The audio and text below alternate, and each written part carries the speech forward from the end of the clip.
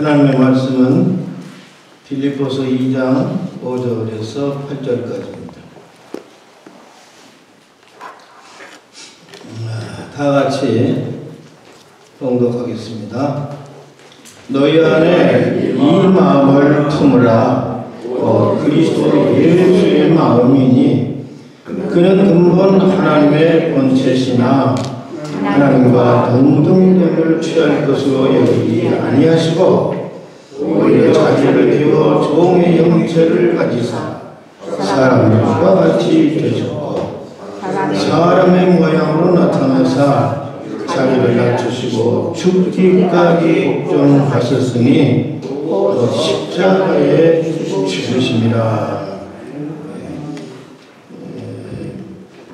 이동영 목사님께서 예수님의 마음이란 제하로 말씀을 하시고 이어서 하교 목사님께서 성찬 예식을 집행하시겠습니다.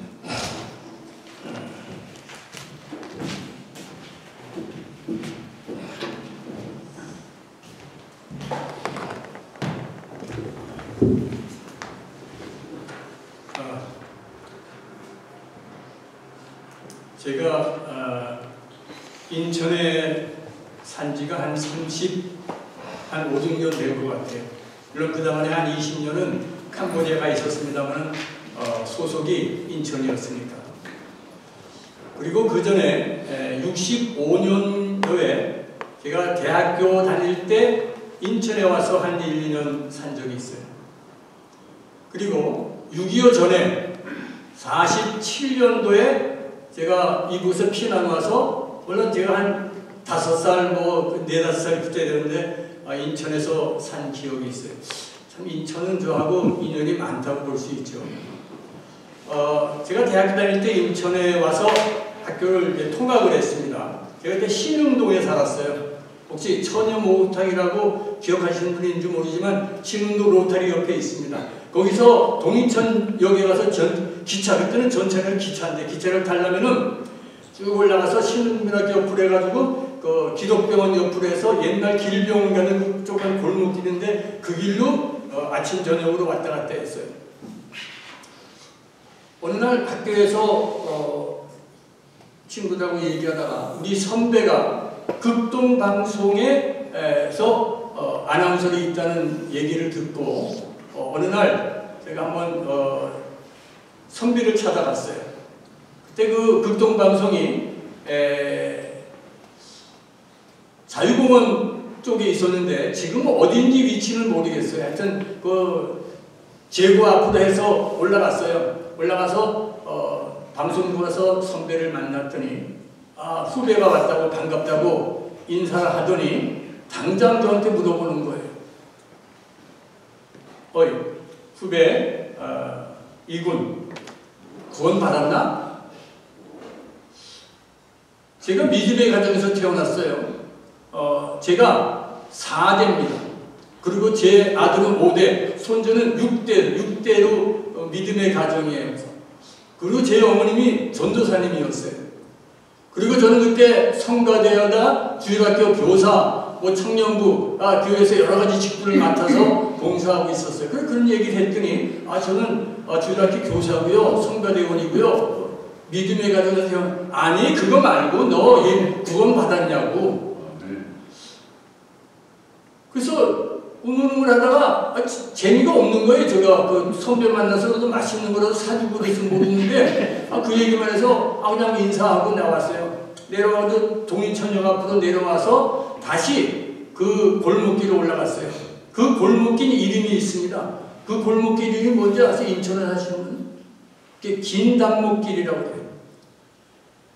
제가 그래서 인터넷에 긴담목길 그랬더니 그 골목을 얘기하면서 담이 긴 담이 있기 때문에 긴 담 골목길이라고도 그렇다는 거예요. 제가 그 길을 옛날 길병원 그리고 기독병원 옆으로 해가지고 골목으로 올라오면서 생각해 봤어요. 왜 선배가 나한테 그렇게 물어봤을까? 내가 구원 받았나? 내가 주일학교 교사도 하고 성가대도 하고 내가 전도사 아들이고 어려서부터 인생 동안 교회에서 살았는데 구원 받았는가? 하는 생각하니까 가슴이 덜컹 내려앉더라고요. 구원 못 받을 것 같기도 하고 구원 받은 것 같기도 하고. 그래서 제가 그래도 신학을 공부하고 있는 중인데 제 그 성경 지식과 모든 믿음을 다 동원해가지고 찾아봤어요. 그러면 구원을 받으려면 어떻게 해야 되나? 예수 믿으면 되더라고요. 근데 내가 예수 믿나? 예수 믿고 있더라고 내가. 그럼 내가 구원 받았네. 그 선배한테 나 예수님 믿고 구원 받았습니다 라고 얘기했으면 되는 건데 그걸 못해가지고 내가 주일학교 교사하고 뭐 성가되고 이런 얘기만 잔뜩 했으니 그 선배가 볼 때 얼마나 우스웠겠어요. 제가 인천에 다시 와서 그 긴당길을 쳐다볼 때마다 요즘은 그 길을 다닐 길이 없더라고요. 근데 그 길을 옆으로 신흥국민학교 앞으로 지나가면서 그 골목길을 쳐다보면서 내가 옛날 이 길을 걸으면서 구원에 대한 확신을 가진 적이 있었지 하는 마음을 가지니까 든든하더라고요. 이제 나이가 많아서 이제 은퇴를 하고 이제 하나님 만날 예수님 만날 날이 얼마 안 남았다는 생각을 가지고 살아가면서 내 삶을 돌이켜보니까 내가 구원 받았냐 하는 생각이 다시 들을 거예요. 나 목사인데 그 선배가 됐을까요? 아니 목사 말고 구원 받았냐고. 우리가 신앙생활 하면서 구원의 확신을 가지고 신앙생활 하면서 우리가 믿음이라는 것은 구원받은 다음에 신앙생활에 들어가는 거예요. 다른 종교는 그 생활을 통해서 구원에 가지만 우리는 구원받고 나서 신앙생활하는 거잖아요. 신앙생활을 잘하기 위해서 어떻게 해야만 되는가? 예수님께서 우리에게 몇 가지 명령을 주셨어요. 나를 따르라. 자기를 부인하고 십자가를 지고 나를 따르라는 말씀 주셨고 산상보훈에서는 하나님이 온전하신처럼 너희도 온전하라는 말씀 주셨고요. 사도 바울은 내가 예수님을 닮은 것처럼 너도 나를 닮아라. 바로 사도 바울을 닮는 게 아니라 사도 바울이 예수님을 닮았던 것 그것을 닮으라는 건 아니에요. 그리고 오늘 본문 말씀 사도 바울은 다시 우리에게 이런 말씀을 주셨습니다. 너희 안에 이 마음을 품으라. 곧 그리스도 예수의 마음이니. 구원받은 백성이 우리가 신앙생활하면서 당연히 해야 할 일이 바로 예수님 마음을 품는 거예요. 예수님 마음을 품고 나면은 예수님이 우리 안에 살아서 성령 충만이라고 얘기하지만 우리의 삶 속에 그리스도인의 모습이 나타나게 되잖아요. 그러면 오늘 저는 이 말씀을 이제 5분 안에 끝내야 되는데 예수님의 마음은 어떤 마음인가 본문 말씀에 두 가지로 설명해 주고 있어요. 하나는 예수님의 낮아지신 겸손입니다. 그리고 또 하나는 예수님의 복종, 순종이에요. 예수님의 마음을 우리가 닮아간다고 할 때 이 겸손한 마음을 우리 마음속에 간직해야 되고 그 하나님의 뜻에 전적으로 순종하는 복종의 마음이 십자가까지 지는 그 죽음에까지 가는 그 순종의 자세가 우리에게 있어야만 되지 않겠냐는 생각을 이제 은퇴하고 나서 말년에 저 자신을 돌이켜보면서 예수님을 만나게 될 때 나는 예수님 마음을 품고 살았습니다 라고 고백하면서 주님을 만날 수 있기를 기도하고 있어요. 예수님이 낮아지신 겸손은 예수님께서는 본체가 하나님이셨지만 창조주셨지만 바로 자기를 낮춰서 인간의 몸, 종의 몸을 입었다고 했어요. 근데 인간의 죄악이 어디서부터 시작됐는가? 아담과 하와가 선악과를 먹지 말라는 하나님의 명령을 순종하지 아니하고 그걸 먹었어요. 그 순종하지 않은 것이 죄였지만 그 순종하지 않게 된 배경이 있어요. 창세기 3장 5절 보면은 하와가 선악과를 따먹을 때 사탄의 유혹을 받아 따먹을 때 사탄이 그런 얘기를 합니다. 너 이거 왜 먹지 말라고 하지 않냐? 너 이거 먹으면 너도 하나님처럼 되기 때문에 먹지 말라고 한 거야. 그러니까 이 하와의 마음속에 하나님처럼 되고 싶어하는 마음, 창조주이신 예수님은 하나님과 동등됨을 절대로 여기지 않으셨는데 창조주인 인간은 하나님처럼 되고 싶은 마음이 있었잖아요. 또 한 가지 바벨탑 사건입니다. 노아 홍수 이후에 밭들이 점점 많아지니까 사람들이 이런 생각을 하게 됐어요. 우리가 옛날에 얘기를 들어보니까 홍수가 나서 다 멸망했다고 그러잖아. 홍수가 났을 때 산꼭대기에 올라가는데 산꼭대기까지 물이 잠겨버렸으니까 더 올라갈 데가 없잖아요. 그럼 우리가 어떻게 하면 되느냐? 탑을 쌓자. 하늘까지 쌓자. 그래서 아무리 홍수가 나도 거기까지 올라오지 못할 테니까 하늘까지는 안 올라올 거냐? 하여튼 높이 쌓으면 돼요. 인간의 어리석음은 하나님까지 올라가려고 하는 마음, 하나님을 넘어서려고 하는 마음, 하나님의 능력에 대항하는 어리석음이 인간의 교만으로 나타납니다.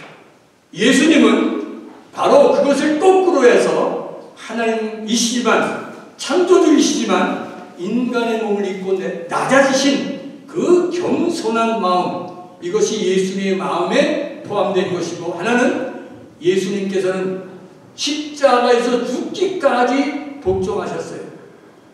오늘 목사님 기도하시면서 말씀하셨습니다만 엘리 라마 사박다니 하면서 그 고통스럽게 부르짖었던 그 고통이 있었지만 하나님의 뜻에 순종하는 마음, 하나님의 계획에 절대적으로 복종하는 마음으로 십자가를 지신 거예요. 오늘 고난주간을 맞으면서 우리는 다시 한번 십자가의 의미를 생각해 봅니다. 십자가는 하나님의 사랑이 담겨져 있습니다. 인간을 구원하고자 하는 그 끝없는 한없는 사랑이 그 십자가 위에 담겨져 있음을 우리는 알고 있습니다. 예수님께서는 그 고난, 그 어려운 극복, 그러나 나의 원대로 마옵시고 아버지의 원대로 하옵소서라고 기도했던 예수님의 기도가 그 마지막 십자가의 고난에까지 참고 견디시고 십자가에서 죽으셨던 거예요. 십자가는 죽음을 의미하는 거예요. 예수님께서 우리에게 너의 십자가를 지고 나를 따르라고 했을 때 그는 너 자신을 죽이고 온전히 예수님의 마음을 간직한 채 예수님만을 바라본 채 나를 따르라고 하는, 세상의 것을 다 포기하고 따르라고 하는 주님의 음성이 그 속에 담겨져 있는 거예요. 십자가에는 대속의 피가 있습니다. 그러므로 우리는 죄의 용서를 받을 수 있고 구원받았다는 확신을 가지고 살아갈 수가 있어요. 십자가에는 승리가 있습니다. 모든 죄악 세상을 이기고 승리하신 예수님의 부활의 승리가 십자가 속에 담겨져 있기 때문에 그래요. 제가 무슨 책을 읽으면서 지구가 어떻게 종말이 될 것인가, 마지막이 될 것인가 할 때 여러 가지 학설이 있습니다만 한 10가지 되는데 한 몇 가지만 얘기하면은 핵전쟁 때문에 지구가 멸망할 것이다. 지금 핵폭탄이 얼마나 많은지 우리는 기억할 수도 없을 정도로 각국에서 많이 만들고 난리가 났는데 그것이 어느 날 터지게 되면은 완전 지구는 아주 폭삭 부셔져 버리고 없어져 버리게 된다는 거예요. 또 한 가지는 전염병입니다. 지난번에 코로나 때문에 전 세계가 몸살을 앓았습니다만은 그래도 어떻게 버티고 살았어요. 또 하나의 그 이유는 지구 온난화인데 그 지구 온난화로 그 빙산이 다 녹아버리면은 수면이 올라가서 지구의 반이 잠긴다는데 우리나라는 다행스럽게 산이 많아서 또 산 위로 올라가면 살지 모르겠지만 아예 탑을 하나 쌓으면 좋을지 모르겠지만 지구 온난화 때문에 더 무서운 일이 생긴다는 게 뭐냐면은 남극과 북극의 빙하 속에 옛날에 살던 동물들의 시체가 거기에 묻혀있대요. 저 소리 들었는데 점점 녹아서 그게 나오면은 그 짐승이 왜 죽어서 그게 묻혔냐 하면은 무서운 바이러스 때문이라는, 요즘 세상에서는 알지 못하는 바이러스가 그 시체 속에서 나와가지고 인류를 덮치게 될 때 그 무서운 재앙이 된다. 그래서 지구 온난화가 그렇게 무섭다고 얘기하는데 또 한 가지는 과학의 발전입니다. 과학의 발전에서 우리가 아주 편안하게 유리하게 살고 이롭게 살고 있지만 그 과학 발전 속에 무엇이냐면 인간의 교만이 들어가 있어요. 생명을 만들겠다고 하는 그런 과학자들의 의견이 있습니다. 그것은 하나님의 권한에 도전하는 거예요. 하나님의 능력에 도전하겠다고 하는 인간의 어리석음이 과학의 발전과 함께 우리 앞에 다가서고 있어요. 아마 그것이 바벨탑을 쌓았던 옛날 우리 조상들의 멸망처럼 아마 우리 인류 앞에 하나님에게 도전하라고 하는 이 어리석은 교만한 마음이 결국 인간의 종말을 이루게 된다는 것. 또 한 가지 AI, 인공지능인데 인공지능이 지금 무섭게 발전하고 있어요.